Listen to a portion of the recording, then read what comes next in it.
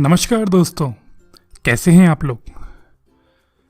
तो आज का जो टॉपिक है वो है रियल एस्टेट रेगुलेशन एक्ट के बारे में। और मैं इस वीडियो में आपको बताऊंगा कि ये रियल एस्टेट रेगुलेशन एक्ट क्या है और इससे क्या बेनिफिट्स हैं बायर्स को। तो अपना घर खरीदना तो हर किसी का एक ड्रीम होता है, लेकिन रियल एस्टेट सेक्टर जो इंडिया में है वो काफ़ी बदनाम है ठगी के लिए, धोखाधड़ी के लिए और डिलेज के लिए। तो आज के दिन में जो भी इंडिया में रियल एस्टेट का बायर है वो थोड़ा सा सख्ते में है, थोड़ा सा संभल के वो रियल एस्टेट खरीदना चाहता है और इस वजह से रियल एस्टेट की मार्केट थोड़ा सा डाउन चल रही है। तो इस केस में गवर्नमेंट चाहती है कि रियल एस्टेट सेक्टर पिकअप करे और इसके लिए वो कुछ रिफॉर्म्स लाना चाहती है रियल एस्टेट सेक्टर पे। तो उन्होंने इंट्रोड्यूस किया है रियल एस्टेट रेगुलेशन एक्ट, जिसको शॉर्ट फॉर्म में हम रेरा बोलेंगे। तो ये क्या है? ये एक एक्ट ऑफ पार्लियामेंट है जिसके दो ऑब्जेक्टिव हैं। पहला ऑब्जेक्टिव है इसका होम बायर्स के इंटरेस्ट को प्रोटेक्ट करना, जो खरीदार हैं, जो खरीदना चाहते हैं घर, उन लोगों के बेनिफिट के लिए काम करना। क्योंकि क्या है कि रियल एस्टेट सेक्टर बहुत बदनाम सेक्टर है, इसमें काफ़ी ठगी होती है, काफ़ी धोखाधड़ी होती है। जो प्रॉमिस किया जाता है वो दिया नहीं जाता, जिस टाइम में प्रॉमिस किया जाता है उस टाइम पे नहीं दिया जाता। इस तरीके के काफ़ी सारे इश्यूज़ रहते हैं। तो होम बायर के इंटरेस्ट को प्रोटेक्ट करना एक पहला ऑब्जेक्टिव है रेरा का। और दूसरा जो ऑब्जेक्टिव है वो ये है कि boost investment in real estate industry. तो रियल एस्टेट जो है वो एक ऐसी इंडस्ट्री है जो काले धन के लिए जानी जाती है, जहाँ की सारे ट्रांजैक्शन काले धन में होते हैं और जहाँ सारा का सारा काला पैसा लगाया जाता है। तो इस वजह से क्या होता है कि रियल एस्टेट के दाम काफ़ी बढ़ जाते हैं या रियल एस्टेट में काफ़ी इन्वेंट्री अनसोल्ड रह जाती है। तो अगर रियल एस्टेट में इन्वेस्टमेंट बूस्ट करना है तो वो भी रेरा करना चाहेगा। तो रेरा क्या है? रेरा जो एक्ट है ये 15 मार्च 2016 को पास किया था, आज से 1 साल पहले, और 1 साल का टाइमलाइन रखा गया था जिसमें फुल फोर्स में 1 मई से इम्प्लीमेंट हो जाएगा। तो ये रेरा कैसे काम करेगा? तो ये जो है ये रूल तो है सेंट्रल गवर्नमेंट का, पर हर स्टेट और हर यूनियन टेरिटरी के पास थोड़ी सी फ्लेक्सिबिलिटी है इसको अपने हिसाब से मॉडिफाई करने के लिए। तो हर स्टेट और यूनियन टेरिटरी को अपना एक रेगुलेटर बनाना है जो कि अपने खुद के रूल बनाएगा अपने स्टेट के लिए, लेकिन गाइडिंग रूल जो है वो सेंट्रल गवर्नमेंट ने बना रखे हैं। अब कुछ स्टेट हैं जो इसको इम्प्लीमेंट करने में थोड़े पीछे चल रहे हैं, लेकिन कुछ स्टेट हैं जिन्होंने ऑलरेडी इसको इम्प्लीमेंट कर दिया है। बहरहाल अब क्योंकि 1 मई 2017 से ये फुल्ली इम्प्लीमेंट होना है सेंट्रल गवर्नमेंट के हिसाब से, तो अगले 5-6 महीने में सारे स्टेट्स इसको इम्प्लीमेंट कर लेंगे। तो चलिए दोस्तों देखते हैं कि कैसे ये रियल एस्टेट जो बिल है ये कैसे बेनिफिट करेगा बायर्स को। मैंने जो भी इसके बेनिफिट हैं उसको 5 ब्रॉड ग्रुप में डिवाइड करा है, जिनके बारे में मैं आपको इस वीडियो में बताऊंगा।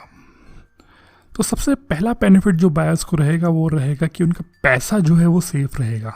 तो नॉर्मली अभी क्या होता है, एक बहुत बड़ा कारण है रियल एस्टेट के बदनाम होने का, वो ये है कि बिल्डर जो है पैसा आपसे ले लेता है किसी प्रोजेक्ट को दिखा करके और उस पैसे को किसी दूसरे प्रोजेक्ट में लगा देता है। तो इससे क्या होता है कि उसके पास पैसे की कमी रहती है, जिसके से प्रोजेक्ट डिले होता है, उसके मटेरियल खरीदने का पैसा नहीं होता है।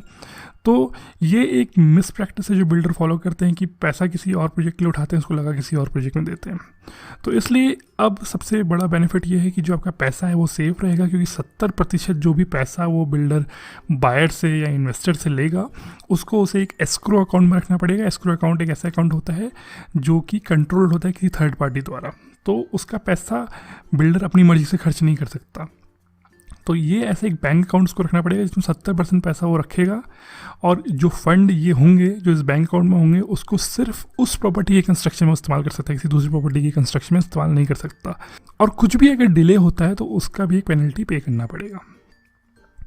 जो दूसरा बेनिफिट है वो ये है कि डिलेज जो हैं, जो प्रोजेक्ट में डिले हो जाती हैं, उनके अगेंस्ट अब बायर थोड़े प्रोटेक्टेड रहेंगे। तो अगर बिल्डर डिले करता है तो उसको इंटरेस्ट पे करना पड़ेगा, और ये इंटरेस्ट कोई छोटा मोटा इंटरेस्ट नहीं होगा, ये आपका जो बैंक लोन का अमाउंट है उसके ऊपर 2% जोड़ करके वो इंटरेस्ट पे करना होगा। तो मान लीजिए SBI लेंडिंग रेट जो है अभी 7% है, तो 9% आपने जो भी अमाउंट बिल्डर को दिया है उस पर वो इंटरेस्ट पे करेगा। और साथ ही साथ डिले में 3 साल तक की जेल भी हो सकती है बिल्डर को। जो तीसरा बेनिफिट है वो है क्वालिटी इशू से रिलेटेड। तो अगर मकान में कोई क्वालिटी डिफेक्ट आता है 5 साल तक मकान बनने से, तो उसको builder free of cost rectify करेगा, वरना उसे पेनल्टी या इम्प्रिजमेंट हो सकती है। जो चौथा बेनिफिट है वो ये है कि सारे जो अप्रूवल है वो एडवांस में होंगे, बिल्डर को एडवांस में सारे अप्रूवल लेने होंगे। कई बार ऐसा होता है बिल्डर बुकिंग के टाइम पे तो बोल देते हैं कि हाँ हमारे पास सारे अप्रूवल आ जाएंगे, आप टेंशन मत लीजिए, लेकिन बाद में बोलते हैं कि नहीं ये अप्रूवल अटक गया, ये अप्रूवल नहीं आ पाया। तो सारे अप्रूवल जो है बिल्डर को एडवांस में लेने पड़ेंगे।